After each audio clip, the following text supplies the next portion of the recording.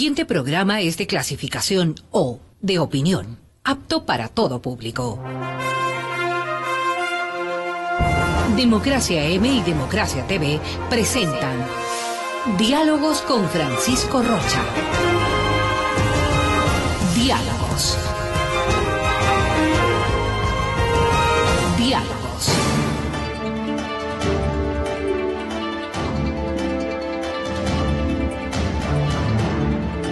Buenas tardes, amigos, estamos encontrándonos este día lunes y como les habíamos informado desde el fin de semana, un trabajo sobre las universidades, su estado, las perspectivas, sobre todo las perspectivas de la Universidad Ecuatoriana, que fue presentado a propósito de los 50 años de la Escuela de Sociología de la Universidad Central del Ecuador, ha juntado, y esto es quizá también una de las cosas más importantes, ha juntado a investigadores tanto de la Flaxo como de la Universidad Andina, y fue en la Universidad Andina donde su rector también escribe uno de los artículos de este trabajo que se llama Las reformas universitarias en el Ecuador desde el 2009 al 2016. Y para eso nos acompañan dos de los editores, ¿no? Podríamos decir copiladores también del este. Es Quintia Moreno Llanes y Pablo Espina Peralta. A los dos les doy la bienvenida. Muchas gracias. Gracias. Pablo, una primera apreciación sobre este trabajo y a qué apunta. Es como una especie de rompimiento del silencio de la academia en el propio camino de la reforma. Puede ser. Bienvenido, buenas tardes. Buenas tardes y muchas gracias por la invitación.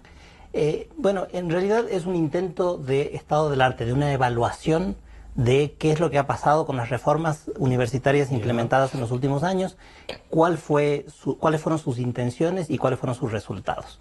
Y es el resultado, el libro, de un seminario que convocamos en enero del año 2017, que se hizo conjuntamente entre la Universidad Central y la Universidad Andina y el Grupo de Trabajo Universidad y Sociedad, que es un colectivo de académicos de varias partes del Ecuador, en Quito, Cuenca, Guayaquil, que vienen reflexionando sobre las reformas universitarias. Ha hecho varios pronunciamientos sobre diferentes aspectos de las reformas, pero también ha promovido la creación de una red de investigación. Y esa red de investigación se manifestó en ese seminario donde se presentaron 36 investigaciones sobre las reformas que se venían haciendo en el país. En total fueron 19 universidades, académicos de 19 universidades, y en el libro no se pusieron todas las ponencias, pero sí 19 investigaciones con 27 investigadores de 15 universidades del país. Entonces, en general hay un abanico muy amplio de investigaciones nuevas, inéditas, la mayoría de ellas, sobre la evaluación universitaria, sobre el sistema de ingreso, la prueba la famosa prueba de la enseñanza de educación para el ingreso a la educación superior, sobre el diseño de las políticas universitarias o sobre estudios de caso, por ejemplo, de la Universidad Amauta y Huasi o un estudio sobre la Universidad de las Artes. Entonces, intenta hacer un estado del arte de qué sabemos en este momento en las universidades sobre el tema. Sobre el tema. Y Quintia, una primera pregunta sería, ¿qué es esto de Quintia? ¿Cómo fue? Porque estaba yo buscando, y decía Quintia Moreno. No sé si tiene que ver usted de dónde es. Cuéntenos algo de eso primero, antes de... Es una pregunta que me suelen hacer, digamos, a veces. Mi nombre es un nombre Shuar, yo no tengo nada que ver, digamos, con los Shuar, pero mis papás estaban un poco vinculados a algunas comunidades y decidieron ponerme ese nombre que significa hermoso atardecer. Es extraño y todo el mundo se equivoca en escribirlo, pero... Claro, Quintia, y no, yo después cuando vi Quintia y Moreno dije, capaz que nos estamos encontrando con una pariente cercana al señor licenciado Moreno, presidente de la República, por lo oriental. Claro, pero no, yo soy Moreno ¿de qué lado soy? ¿De Riobamba? Moreno de Ibarra. Ah, de Ibarra, de los otros. De los otros morenos. Sí. Oh, sí. Morenos hay desde Cotacachi hasta Pimampiro. Creo que sí estamos regados por todo el país. Sí, sí. Pero ahí estás. Bueno, aclarado el tema pero tiene un nombre Shuar, lo cual tiene una carga también, ¿no? Porque representa una cosa muy nacional. Sí, sí, sí. Quintia, este trabajo que nos presentan, que ahora se hace público, que Pablo nos dice, vea, esta es la composición, todo este panorama llegamos. ¿Qué resaltaría más? ¿Qué parte es la reforma en sí la que debe llamar más la atención? Yo creo que, digamos, el trabajo, podría ser una línea general que recorre el trabajo, es intentar hablar de la universidad desde la propia academia, que ha sido complejo. Es decir, la academia también durante los años 90 habló poco de la universidad y de alguna manera eso dificultó que nosotros podamos mirar en largo plazo y también podamos conocer un diagnóstico previo a las reformas de educación superior que partieron con la ley del 2010. Entonces, creo que lo interesante ahí es que intenta recoger también estos antecedentes, lo que ha venido pasando, porque ya llevamos, digamos, 7 años, casi 8 años de la aprobación de la reforma, ley. ¿Sí? Y eso hace que ahora sí podamos tener algunos resultados y algunas intuiciones, y en algunos casos ya resultados y datos concretos de lo que ha venido a ser la reforma o cómo ha afectado la reforma para la educación superior. Entonces, creo que uno de los logros, o eso también fue una de las cosas que intentamos, fue tener un diagnóstico, pero mucho más asentado en la realidad. Es decir, teníamos intuiciones hace unos 3, 4 años. Un poco exacto, lo que comentaba Pablo, cuando el Grupo Universidad y Sociedad empezamos a trabajar y empezamos a meternos en las investigaciones y a formular las investigaciones.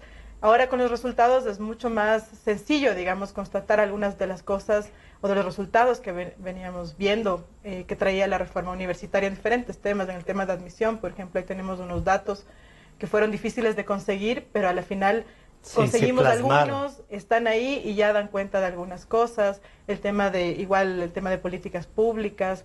En realidad hay algunos datos ahí interesantes que creo que se han logrado compilar en un solo espacio, que es del libro.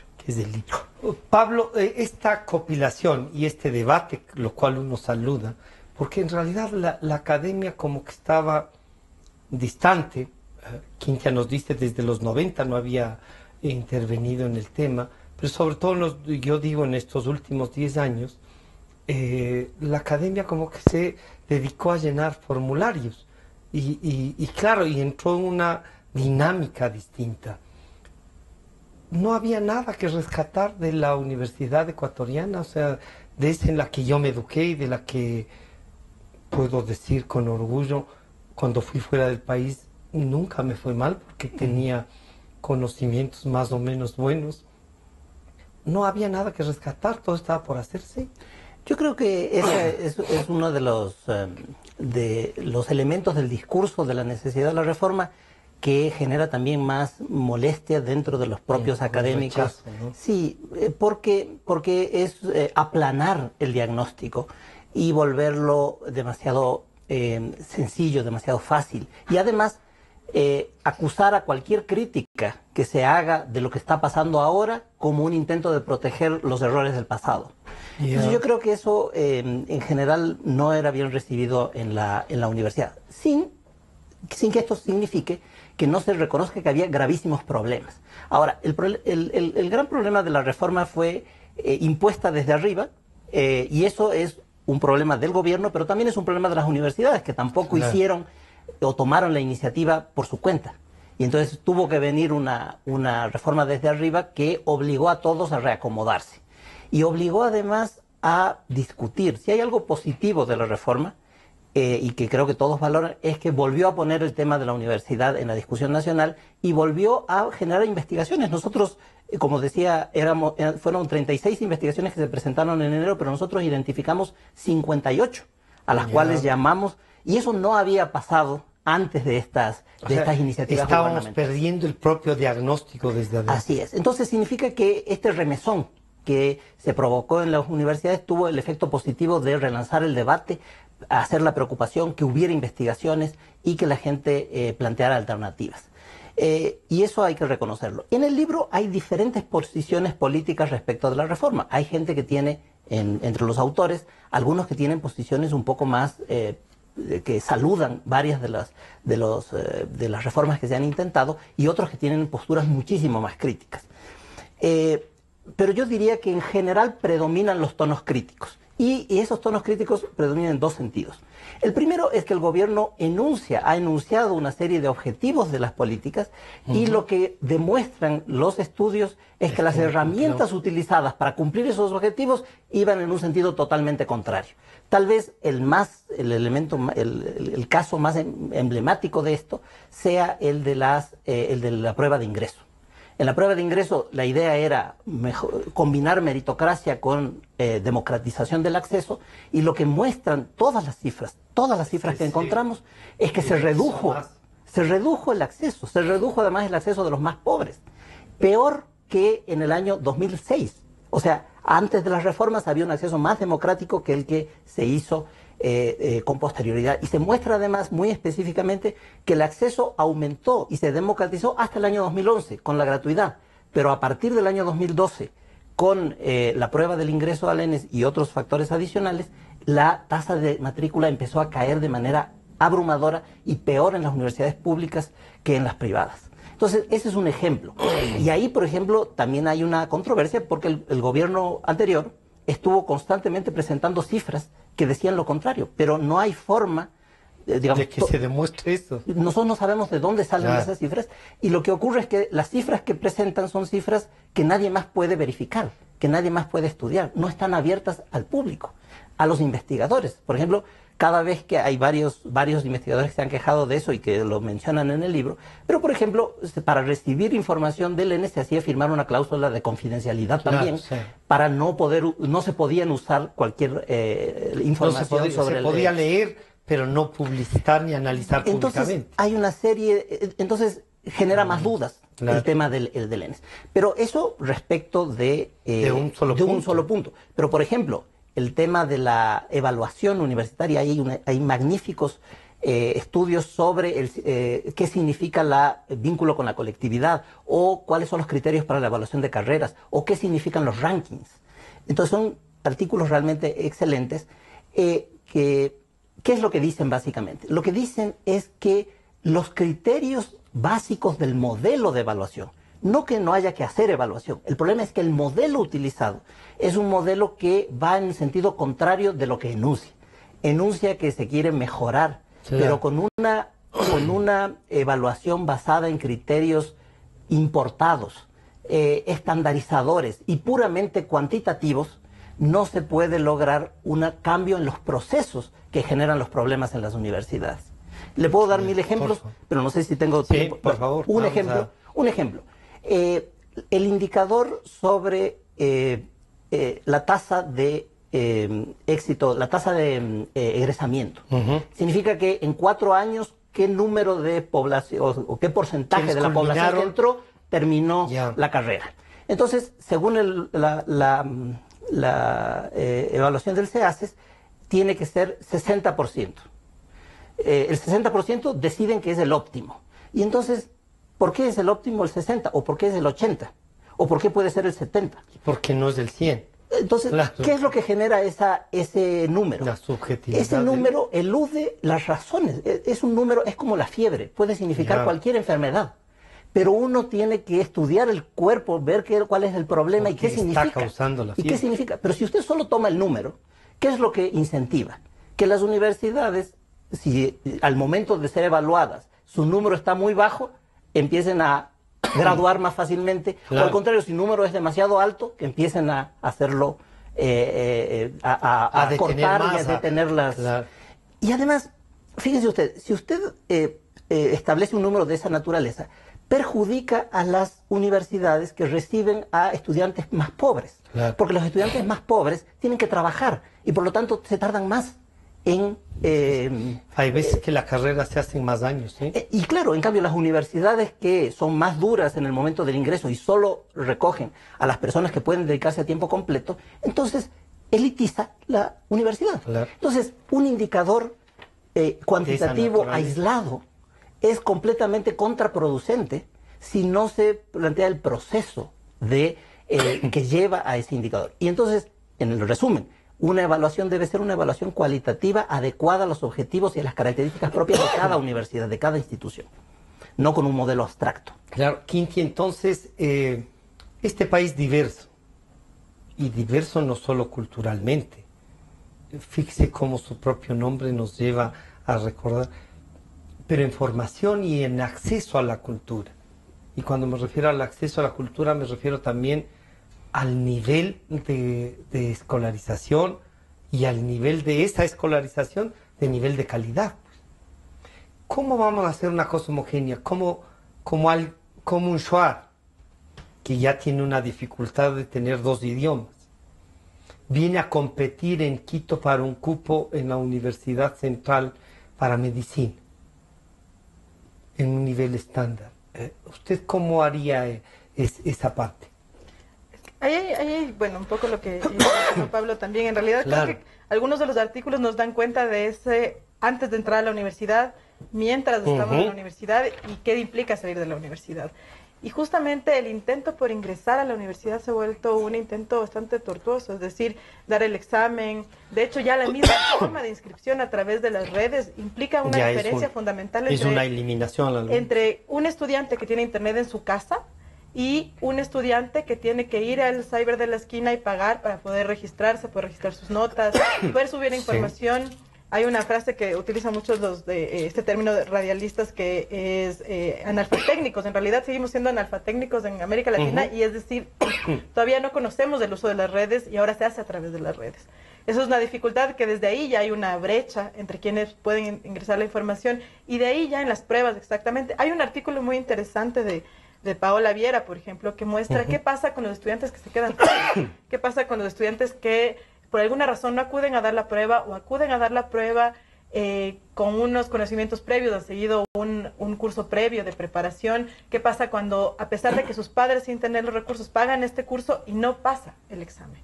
¿Qué implica el tiempo de nivelación? ¿Qué implica ese espacio en el que el estudiante no logra ingresar a la universidad, pero tampoco trabaja? Es decir, también ahí están un grupo amplio de jóvenes que están en un limbo todavía sin poder entrar a la universidad. Y, digamos, solo una cosa más con esto y es que, antes no era mejor el ingreso. Es decir, no podemos decir que antes también era súper democrático y todo funcionaba mejor, pero de alguna manera las carreras y las facultades organizaban de otra manera el ingreso, que a veces también correspondía a su realidad. En algún momento conocí la experiencia, por ejemplo, de la Universidad Técnica del Norte, que ellos tenían un sistema informatizado de ingreso a la universidad, de exámenes. Y ellos, en una entrevista, me comentaban que cuando pusieron el examen, el mínimo para pasar, por ejemplo, era el 70% del puntaje, ese era el mínimo. Y se dieron cuenta que nadie pasaba, porque la mayoría de estudiantes venían sobre todo de sectores rurales, en la Universidad Técnica del Norte. Por lo tanto, no es que bajaron la calidad, sino que decidieron hacer otras fórmulas, otras lógicas del ingreso, que también tenga un examen, pero una entrevista de alguna manera que les permita mermar estas dificultades de los estudiantes de las zonas rurales. Es difícil en un país grande, justamente por la diversidad y las diferencias, pensar en un sistema homogéneo. Más que homogéneo, un sistema que responda a estas necesidades también locales. Hay universidades que también responden a la localidad, esto es una realidad, es decir, hay universidades nacionales como la Universidad Central o la misma Universidad de Guayaquil, que es mucho más grande, pero ¿qué pasa con estas universidades pequeñas que además forman, a pesar de las dificultades, y, contribuyen a la localidad? Entonces, ahí hay ciertas dificultades justamente con un proceso homogéneo de ingreso y se han notado, hay unos datos que también están en el libro, pero son muy interesantes, por ejemplo, respecto a el top 10 de los colegios mejor puntuados que salieron, se publicaron solo en el 2014, los demás años no se llegaron a publicar.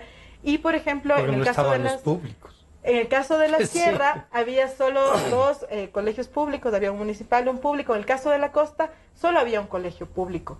Los demás eran particulares y de hecho ahí podemos ver las cifras de las matrículas, algunos casos sobrepasaban los 2 sueldos básicos. Sí, sí. Entonces, eso ya nos da cuenta, a pesar de que no volvieron a publicar esa información. Elitizó. Exactamente, el examen lo que hizo de alguna manera es elitizar justamente el ingreso. Eso por un lado, y de ahí, ¿qué pasa con la continuidad? ¿Qué pasa con los estudiantes que sí logran un cupo, con las dificultades económicas que también hay casos? Y antes de ir a esta parte, primero, esto de que si yo no tengo 18 o 19, ya no me presento a determinadas universidades. También pesa eso, porque en unos casos ya se premia la excelencia y en otros casos no se premia el esfuerzo de pese a trabajar y a estudiar, tener 18. Yo no habría entrado a la universidad, yo me gradué con 17,92. Y eso ya era bastante. ¿No es cierto? Y es que esas son las dificultades, justamente con las diferencias. Este sistema que se ha elegido es difícil, ¿no? ¿Cómo cuantificar justamente estas destrezas? Por ejemplo, algunos de los estudiantes que sacaron 1000 puntos hace un par de años, ellos decían que sí, estuvieron en 3 cursos diferentes, sus padres los apoyaron, estuvieron 1 año y medio preparándose para el examen. Para el examen. Entonces, ¿qué nos lleva a pensar? Es decir, no tenemos que pasarnos preparando los últimos 3 años de colegio para el examen. Hay algo anterior, entonces, que hay un problema. Claro, para el examen, o en realidad sabemos que hay un problema estructural educativo desde la primaria, la secundaria, pero este examen no lo resolvió tampoco. Lo que hizo es, digamos, distanciar aún más a quienes pueden ingresar o no. Y esto es difícil medir en educación, justamente el tema del esfuerzo, porque no es lo mismo alguien que estudia y trabaja a la vez y alguien que solo se dedica a estudiar. Así tengan el mismo puntaje, hay una diferencia. Que tenga, lo que usted nos recordaba, que tenga computadora e internet en la casa y que no tenga que hacer un esfuerzo para alquilar 1 hora a 50 centavos el internet para más o menos prepararse. Más o menos leer, más o menos hacer un trabajo. Y de hecho, por ejemplo, una de las dificultades que también encuentran los estudiantes, que es complejo también discutir de esto, pero es el tema de la gratuidad con responsabilidad académica. Claro. Justamente está pensado en elevar el nivel académico, que los estudiantes, digamos, logren acabar sus estudios en un tiempo, no se extiendan más, no pierdan tantas materias. Pero uno de los problemas es justamente qué estudiantes no pierden materias o cuáles son las razones de la deserción, que es otra gran, yo diría, vacío ahí de análisis para conocer realmente en nuestro país cuáles son las mayores razones de deserción. Y ahí sí me salto un poco ya a la parte de, por favor, extiendo un poquito a la parte de qué pasa dentro de la universidad y que también no ha sido resuelto, y es el tema de el bienestar universitario. Es decir, ya los estudiantes están ahí, pero ¿por qué un estudiante pierde 2 o 3 materias que con la gratuidad tiene que pagar? Y los pagos no son pocos, son, no sé, $300, $500 cuando alguien ha perdido la gratuidad. Claro. Y eso por un lado. Y después, ¿qué pasa con estudiantes que desertan? Es decir, esta idea también de mejorar de esta forma la calidad, lo que también ha logrado es que muchos estudiantes se retiren y no puedan regresar porque hay una penalización, pero también que este intento de que todos acaben al mismo tiempo la carrera no es tan sencillo, sobre todo para quienes tienen más dificultades, cuando son cabeza de hogar, cuando tienen alguna dificultad familiar, tienen que retirarse de la universidad. El tema de las mujeres, a pesar de que ha habido una feminización de la matrícula, es mayor, ya décadas atrás, es decir, venimos de un proceso de feminización de la matrícula, a pesar de eso, muchas mujeres no pueden terminar sus carreras y muchas mujeres tampoco pueden acceder a estudios de posgrado, justamente porque son ellas las que se hacen cargo del hogar o de la familia. Y, por ejemplo, ahí ya hay una brecha más en el tema de los docentes. A pesar de que ha cambiado y en la ley también hay algunos intentos de generar un incentivo para que las mujeres también estén en un espacio mucho más amplio en la universidad, aún así seguimos teniendo más o menos la misma tendencia, que eso implica el 70% de docentes hombres y el 30% de mujeres.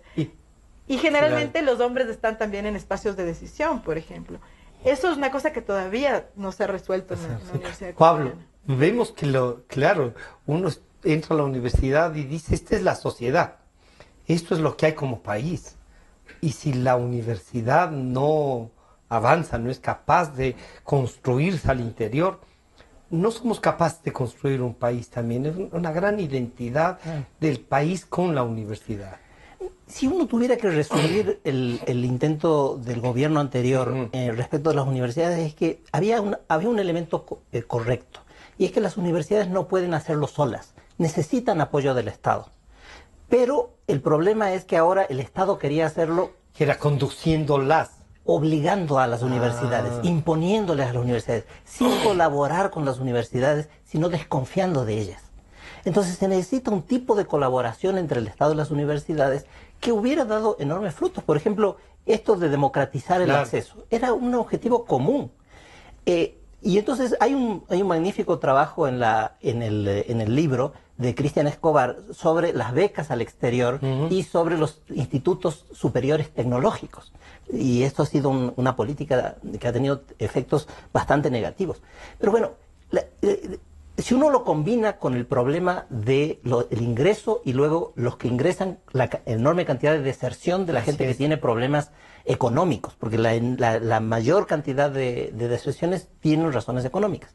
Entonces, uno pensaría, bueno, las becas al exterior, en el exterior ya había becas, había sistemas de becas. El propio presidente de la República, Rafael Correa, usó una. Sí. Entonces, había sistemas, pero en cambio no había becas para los estudiantes que están en la universidad y que tienen dificultades económicas, becas de manutención. No había becas para que puedan hacer la carrera. Para que los pobres puedan hacer la carrera. Entonces, en vez de gastar 260 millones de dólares en un sistema de becas para personas que podían acceder a otro tipo de becas, se hubiera podido dar acá y se hubiera hecho una política más coherente que completara y que cumpliera con los objetivos que tanto las universidades como el Estado tenían, que era de democratizar el acceso. Claro.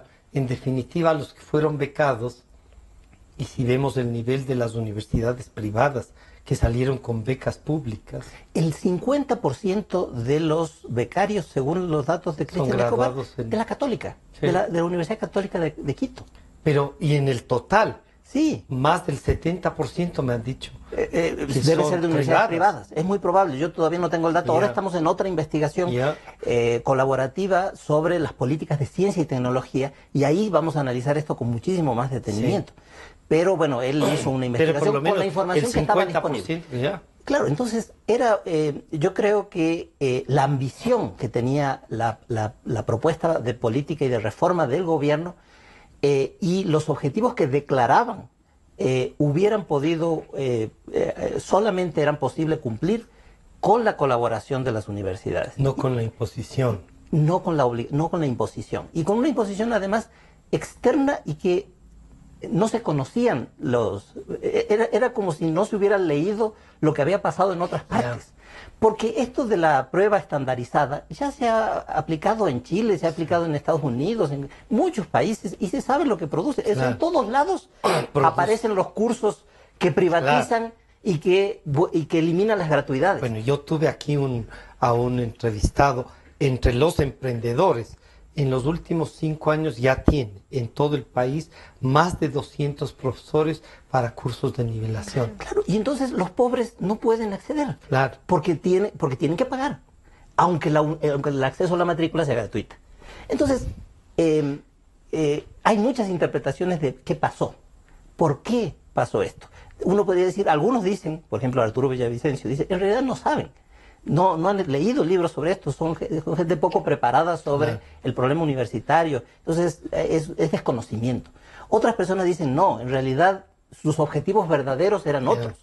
En realidad querían elitizar la universidad, por eso es que hicieron Yacha y porque querían un modelo de Harvard. La excelencia. Claro, un modelo de Harvard. Y claro, para hacer Harvard no vas a tener 80 Harvard. Claro. Vas a tener un Harvard y todos los demás regulares.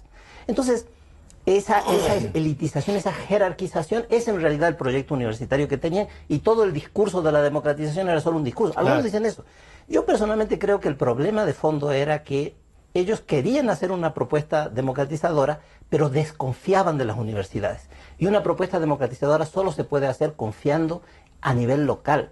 ¿Quién conoce a los estudiantes? Las personas que tratan con ellos personalmente. Y no va a ser un burócrata de Quito sobre 8.000 carreras distintas para saber a qué le conviene a cada lugar. A cada uno de los lugares.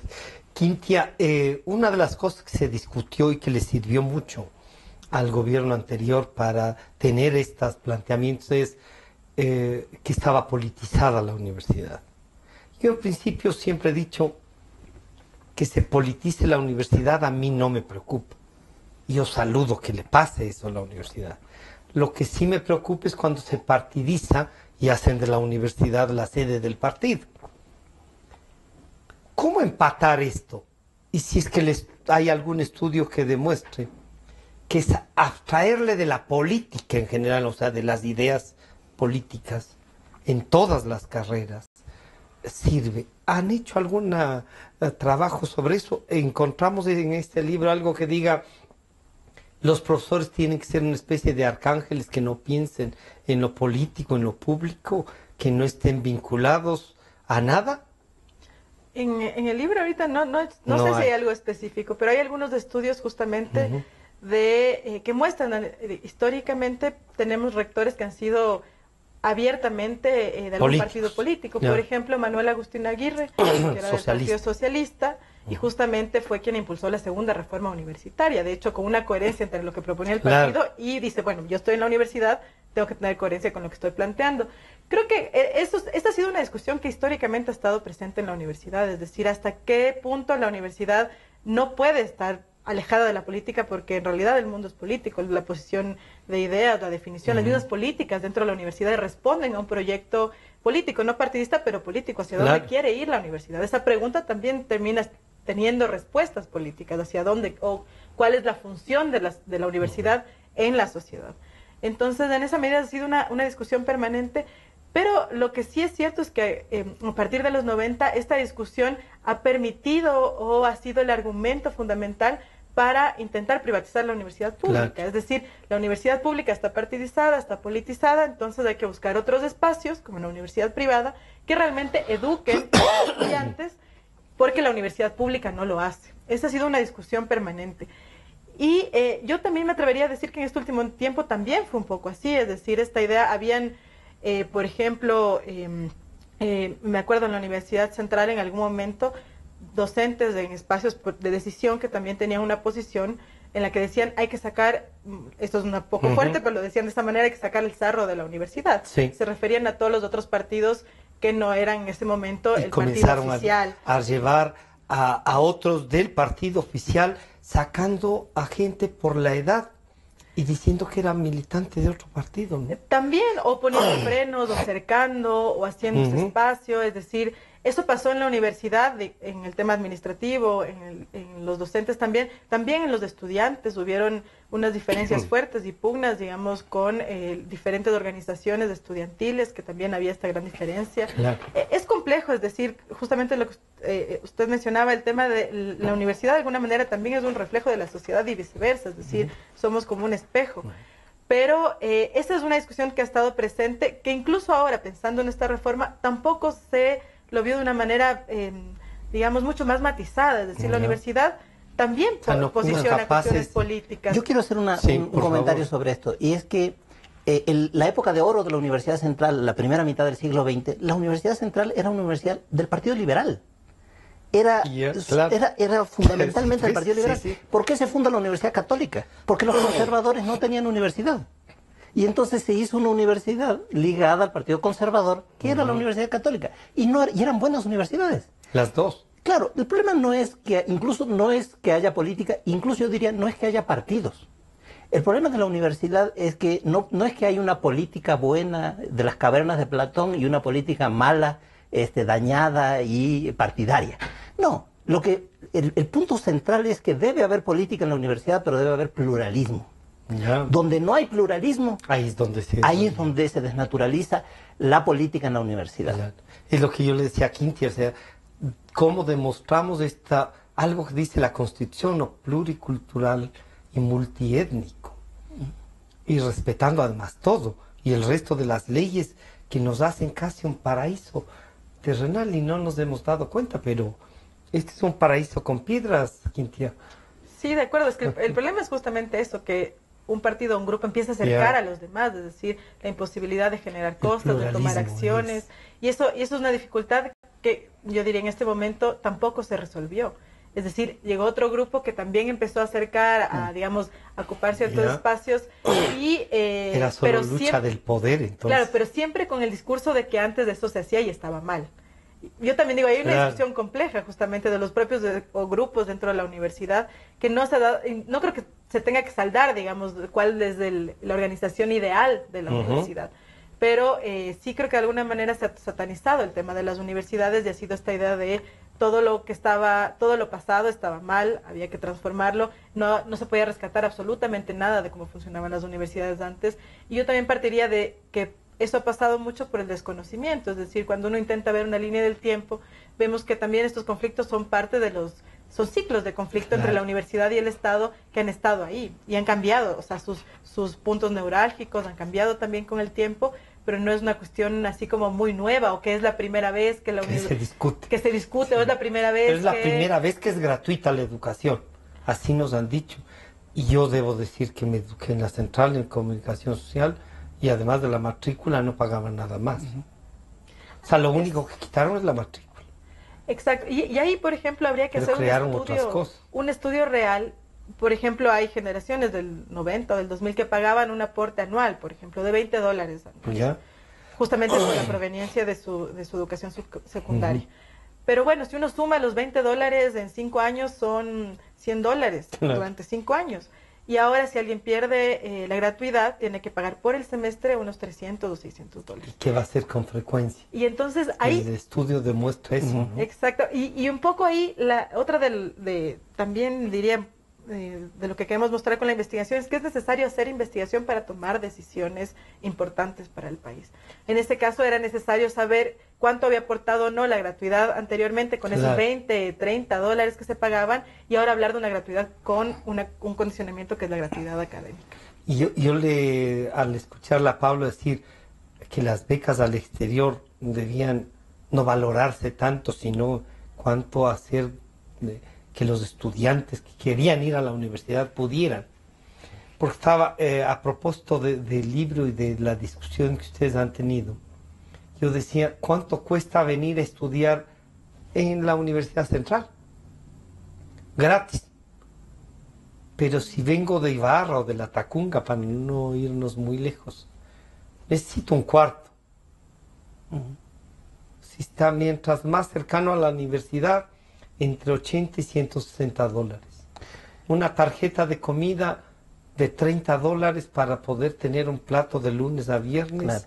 Y fíjese que varias veces el presidente Correa mencionó en algunas sabatinas este tema de que en Europa la gente se mueve entre las universidades y el sistema de ingresos centralizado tenía esa virtud para él de que al que quería lo mandaba a Riobamba. Pero claro, en Europa la gente empieza a trabajar después de que termina la universidad y es mantenido por sus padres. O sea, entonces el problema es que acá solo podrían ingresar a la universidad los que pueden hacer eso. Así es. Entonces era una política mal pensada, en realidad, si es que quería democratizar. Por eso digo, hay la sospecha de que no realmente querían democratizar, querían elitizarla sino más. Querían elitizar. Entonces... ¿es para escogidos la universidad? Siempre hay un nivel de... Yo me les metí ahí por debajo. Pero siempre hay un nivel de dificultad, no todos van a poder ingresar, pero tienes que dar otras opciones que son igualmente legítimas. Y ahí, por ejemplo, la importancia de la educación técnica o la importancia de no desmontar. Claro, se desmontó porque se pensó que el bachillerato tenía que ser unificado cuando en realidad podía servir... Darte otras opciones en un país como el nuestro. Exactamente, porque alarga el periodo de estudios en gente que no tiene tiempo para dárselo porque tiene que ir a trabajar para sostener a su familia. Y ahora, Pablo, esta reforma nos llevó no solo a que algunos profesores a los que uno respeta y no va a dejar de respetar, porque no tienen esta carretilla de diplomas, no tienen masterados, no tienen PhDs, pero habían generado varias, todos, el resto éramos resultado de esos profesores. En esa parte, ¿se necesitan todos estos para ser catedráticos? Yo creo que no es tan necesario. No hay que convertir desvalorizaron, ¿no? Y convertir al título en un requisito en lugar de un mérito. Un requisito en lugar de un mérito. Porque el problema que hace eso es que termina desvalorizando el propio título. Y siempre es más fácil comprar un PhD ya hecho que mandar a hacerlo, porque es más rápido. Y entonces lo que ha pasado es que viene un montón de gente de afuera con títulos de afuera, no necesariamente ecuatorianos, no necesariamente gente que pudo haberse formado. Necesariamente mejor que los nuestros. Y sobre todo el PhD es un título que sirve para investigación. Acredita que haces una investigación, no acredita que haces buena docencia. Y hay muchas carreras que necesitan el contacto profesional, un buen médico tal vez necesita mucho más contacto profesional. Hay carreras donde la práctica profesional se valora más. Puede ser mucho más importante. Entonces, el problema es estandarizar todo eso. Yo creo que todos hemos valorado la importancia de que los profesores se preparen más, estudien más. Eso es importante, pero al dejar de ser un mérito y convertirlo en un requisito obligatorio... Había que ir a conseguirlo, ¿no? Y se desvaloriza la misma idea y se buscan formas indirectas de resolver el problema del título, del cartón, cuando en realidad lo importante es la preparación. ¿Y el rector necesita hacer un PhD? ¿No desperdiciamos un PhD en el rectorado? Claro, y además... Ahora, si tiene y además puede ser un gran rector, perfecto, ¿no? Claro. Pero que sea un requisito como tú. Claro, no es necesario porque uno diría, no es la administración universitaria tiene tres grandes requisitos. Cierta reconocimiento académico, capacidad administrativa y luego capacidad de negociación política. De negociar entre al interior y hacia afuera. Y eso nadie le da un título. Ningún título da eso. Entonces, lo que hace es restringir la cantidad de personas que pueden... Que entren en disputa. Y que pueden cumplir los otros requisitos del manejo universitario. Que nos podemos estar perdiendo. Quintia, se nos está yendo el tiempo. En estos minutos yo quisiera pedirles, y yo voy a pedir además que muchos de los periódicos un poco entren en este libro para generar un debate. Ya tenemos, no digamos un diagnóstico, pero están las voces que están desde adentro como hirviendo. ¿Cuál debe ser la perspectiva? ¿Ir a otra reforma universitaria? ¿Plantear una más nacional que tenga en cuenta esta diversidad que hemos visto con las falencias de todo? Nosotros, al final del libro podemos encontrar, a partir de las investigaciones, también hicimos como un espacio de debate para construir una propuesta de lineamientos de política pública justamente para enfrentar estas dificultades. En realidad, yo diría, más allá de hablar de otra reforma, tendría que abrirse un espacio de diálogo y de construcción real en el que se pueda pensar en lo que está pasando en la educación superior en el país y pensar realmente en sus soluciones. Nosotros nos lanzamos a hacer esto que no busca hacer una receta que se deba cumplir, pero sí los resultados de una propuesta concreta, porque al final, claro, la idea es, las investigaciones que publicamos nos dan insumos para decir, bueno, estas cosas no están funcionando bien, pero ¿por dónde debería ir? Es decir, ¿qué implica, por ejemplo, la revalorización de los institutos técnicos y tecnológicos realmente? Que no solo es una cuestión ¿Cómo los recuperamos? Eso, pero también qué implica la educación técnica y tecnológica para la sociedad, porque eso también está desvalorizado. Y eso me lleva a una pregunta adicional, Quinti. Entonces, las carreras que ofrece la Universidad Ecuatoriana, incluidas las de posgrado, porque ahora ya ofrecen, son las que necesita el país. Y a veces uno dice, bueno, y si el país no necesita y yo quiero estudiar. Esa es una gran pregunta, porque, por ejemplo, hay muchas carreras que ahora ofertan las universidades privadas, que son importantes para el país y que no las ofertan las públicas. Un ejemplo, digamos, que suelo hacer mención es, ¿qué pasa con historia? No hay una carrera de historia en ninguna universidad pública del país. Que la historia no sirve. Eso es lo que nos han dicho, o por lo menos uno lo piensa, digamos, en términos es vergonzosa la historia, dice. Y por eso nos lleva también a cometer errores en no tener, digamos, instrumentos o herramientas para mirar la memoria histórica del país.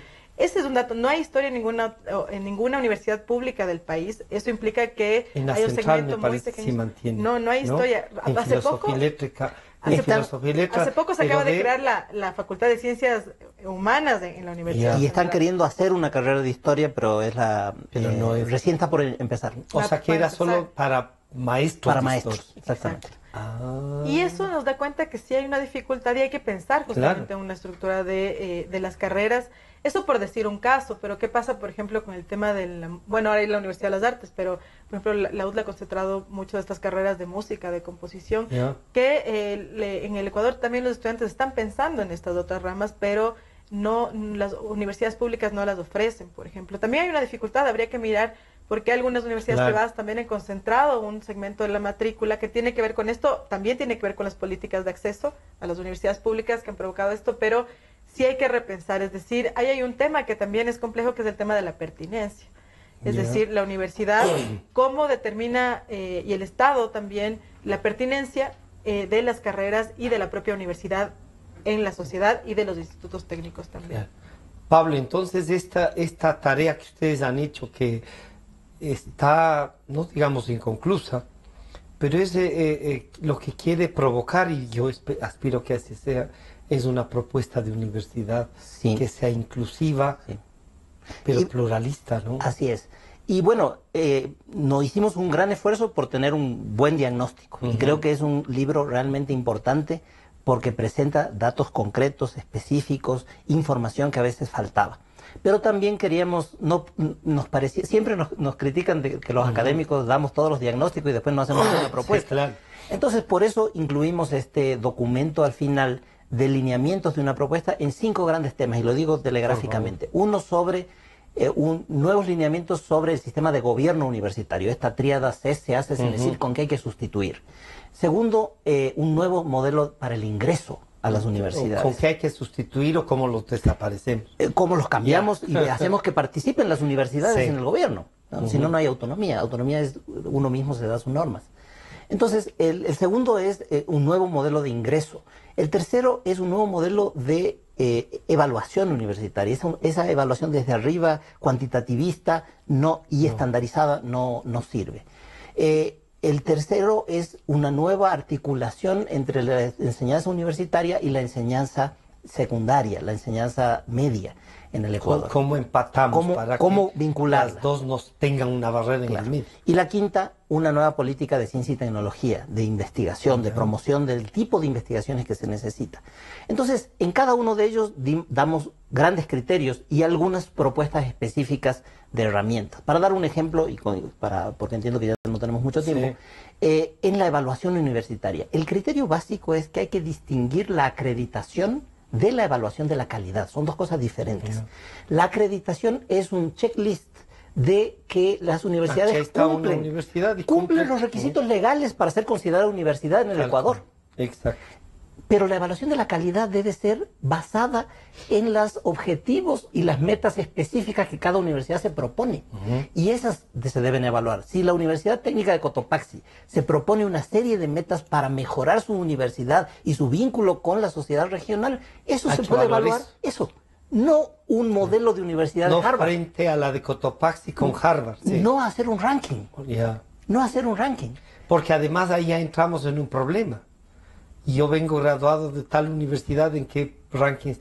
Ya me desvalorizaron el título también. Exactamente, y además de manera injusta, porque acaso todas las carreras es igual y en todos los casos es lo mismo. Y puede ser muy pertinente a las condiciones específicas del lugar.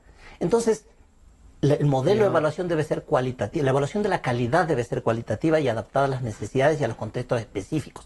La acreditación es otra cosa. La acreditación es asegurar que cumple la ley y que por lo tanto es universidad. ¿Qué parte priorizaría, Quintia, usted? Que conste que de la evaluación habló Pablo. ¿Qué parte priorizaría, Quintia, usted del tema? Bueno, para iniciar, o sea, así decir, vean, esto es lo primordial que hay que iniciar cambiando. Yo creo que yo hablaría de dos cosas fundamentales y es un poco también lo que se ha centrado en las investigaciones que he hecho. Y es, el tema del ingreso. Hay que pensar bien en un sistema de ingreso que realmente intente democratizar el acceso. Dos, hay que pensar en un acceso no solo en la universidad, sino a los institutos técnicos y tecnológicos. Hay gente que quiere estudiar en los institutos. Claro, el problema es que necesita ya, no hay institutos. El problema los que habían cerrado. Es que hay gente que quiere estudiar en institutos, pero después le dicen, si no tienes un máster o un doctorado, no te va a servir de nada. Entonces, están abocados a estudiar cosas que a veces no quieren. Y han sido 3 cosas. La tercera, yo diría, el tema del bienestar estudiantil. Es decir, ¿qué pasa en ese trayecto mientras los estudiantes ¿cómo la hacemos gratuita realmente? Gratuita, con oportunidades y que además se piense en cuáles son las condiciones reales de estos estudiantes que están viniendo a clases y también de los docentes. Es decir, hay que pensar en el día a día y en la cotidianidad de la comunidad universitaria. Creo que eso es un poco la apuesta. Decir, bueno, vamos a mejorar la calidad, pero bueno, ¿qué implica eso en el cotidiano, más allá de los estándares? Y eso creo que es importante. Hay que repensar algo de la carga burocratizante que ha tenido esto. esto de estar llenando cosas. Hay que ver, hay que generar, yo creo que hay, por eso mismo insisto en que estos lineamientos que proponemos, la idea es que se discutan, ¿no? En realidad son lineamientos que esperamos que abran la discusión, justamente que abran esta discusión crítica y que nos ayuden a centrarnos, yo diría también hablar desde adentro, que las universidades empiecen a hablar desde adentro y la propia comunidad universitaria también intente identificar sus problemas y también empieza a escribir sus soluciones o cuáles van a ser las respuestas a estas dificultades. Pablo, ¿tenemos salida como universidad? No, por supuesto, por supuesto. Ahora, lo que pasa es que hay que retomar la iniciativa. Hay que discutir más y hay que tratar de presentar algún tipo de frente unificado. Ahora hay una oportunidad, hay por lo menos un espacio mayor para el debate, para presentar cuestionamientos, para hablar con más libertad. Nosotros en el lanzamiento invitamos a gente de la CENESID para que venga, les hemos enviado el libro y vamos a hacer otros eventos de debate del libro y de lanzamiento en Guayaquil, en Cuenca y en otras ciudades. Y los vamos a seguir invitando y aspiramos a que incluso en medios de comunicación como el suyo, en algún momento podamos debatir con ellos y presentar los resultados que esto está arrojando. ¿Le habrán hecho llegar al presidente de la República esto? No, yo personalmente todavía no, pero le voy a hacer ahora que me parece que vale la pena que... sí. Gracias por venir a compartir esto. Muchas gracias a usted por la invitación. Gracias por el trabajo también a los dos que nos presentan y a los 19, ¿no? 19 estudios, artículos. Son 27 investigadores. 27 investigadores en 19 artículos, ¿no? Y las universidades que participaron, ¿cuántas? Son 15. 15 universidades. Bueno, han estado con nosotros Quintia Moreno y Pablo Espina. La universidad, sus perspectivas, aquí hay un diagnóstico y creo que una propuesta que nos debe llevar a pensarla y repensarla. Gracias por acompañarnos. Este programa estará a disposición de ustedes nuevamente a partir de las 3 de la tarde. Estaremos ya repartiéndoles por WhatsApp y todas las nuestras redes sociales. Nos estamos encontrando el día miércoles.